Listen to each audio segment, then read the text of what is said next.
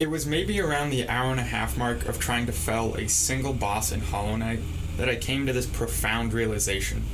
Video games are bullshit. Perhaps my proclamation sprung from a mounting sense of frustration, but in my catharsis, I found some kernel of philosophical understanding that I simply couldn't shake. To understand, I have to explain the context of the boss I was fighting, so spoilers for Hollow Knight. The particular encounter that gave me pause was the second battle with Hornet, a recurring frenemy in the bleak, monotone Kingdom's Edge. Hornet is driven by a strong sense of duty to lift the kingdom of Hallownest from the plagued, desolate state that you found it in. She has put her faith in you, a small, ghostly insect knight, to carry out the heroic task, even though she has reservations regarding your origins. At this particular juncture, though, Hornet deems it worthy to test you again in combat before the full brevity of the Dominion's fate is impressed upon you. Here's the thing, though. I wasn't worthy. Whether that first-person noun represents me on my couch or the character I was controlling matters very little, because of the inherent interconnectedness between player and character. That tether becomes all the more pivotal in a non-linear title like Hollow Knight, as the specific order in which areas are explored and tasks are completed set my time with the title and my knight's adventure uniquely apart from everyone else's. That's all to say that in my Hallownest, my little ghost buddy and I weren't the hero Hornet needed. We were hardly a threat to her the first time around. Yet when we failed, my compatriot awoke, almost alarmingly, on a nearby bench we had rested at mere moments before the encounter. Our money was gone, but it was otherwise no worse for wear. The next course of action?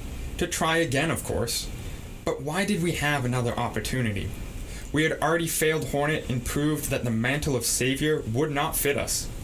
When we arrived at the battleground, though, it was business as usual. Hornet was more than willing to fight again, as if nothing had ever happened. Her ambivalence begged the question. How many times could we fail her before it finally sunk in that we couldn't aid her? It turns out that number is at least 87. Yes, I counted, and no, I'm not proud. Video games have a classic trope of skirting permanence, especially in failure. After all, what fun would that be? Many games actually encourage learning through failure. The W.E. Hickson adage of, if at first you don't succeed, try again, has basically been ingrained into gaming's DNA, with only a few notable exceptions.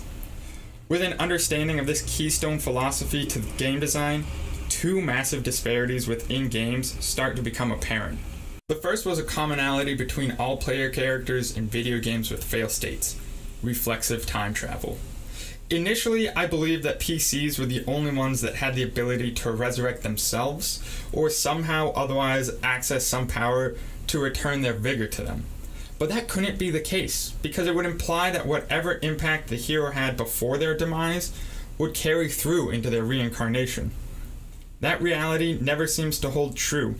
The world has always returned to the state it was in before the player character arrived, down to the T. The Goomba hasn't been stomped on when Mario respawns, and the Draugrs have noticeably fewer axe slashes in them when Kratos returns to any given area. The implication, then, is that the hero has slipped back in time, moments before the encounter that led to their downfall. The solution of time travel would theoretically affect the whole world, or at least the world the player inhabits. Yet there is one major caveat to this ubiquitous ability. None of the heroes have an awareness of the temporal power, and thusly can't wield it offensively. Only in moments so close to death does the skill activate and transport the player character without any conscious effort. The idea that nearly every video game character has a similar power, which makes them infallible, leads to the second disparity. One of the major factors I critique when I play any game is how well the gameplay mechanics and the story/world building coincide. A balance isn't necessary by any means. A game can be fun and addictive just for the sake of it, but if all you want me to do is wander around so you can show me a more refined story, a la Gone Home, then by all means. It is the attempt of a balance which most games want to strike that begs for scrutiny. Is this game asking me to grind for a superfluous amount of time to say I earned the next story beat? Is this world simply window dressing that gives me an excuse to blast stuff? In the gameplay story dichotomy, adhering to a belief that every protagonist has the innate ability to avoid failure destroys any semblance of balance. There is no danger in a world so malleable. The scales lean so far to the side of gameplay to the detriment of any remarkable sense of immersion. I'm not saying that mechanic is inherently negative. I understand the necessity of the imbalance to keep games engaging. Just imagine how much Cuphead would suck if you only had one life to live. What I have come to believe, though, is that a lack of equilibrium has had an effect on gamers, or at least on me. Last fall, I watched a budding relationship implode. I'll skip the sordid details to keep the agitation of the wounds minimal for everyone involved, even if that is mostly for me. But what you need to know is that on my first run-through, I screwed up demonstrably. Not dissimilarly to my first confrontation with Hornet. When I woke up the next morning, much worse for wear, I was ready to try again, to fix things, to right what I considered a wrong, which also sounds shockingly similar to respawning after a boss fight. But there's a law to reality that I'm sure doesn't need to be preached, but for the sake of discussion, I'll reiterate it. Sometimes, you don't get 87 chances at something. Sometimes, you're lucky to get a first crack at anything, let alone a second chance. Despite wanting nothing more than an opportunity to fix what I had broken, I found that such a chance didn't exist, and I only prolonged the pain for us both with my search for redemption. That's not the case in video games, though.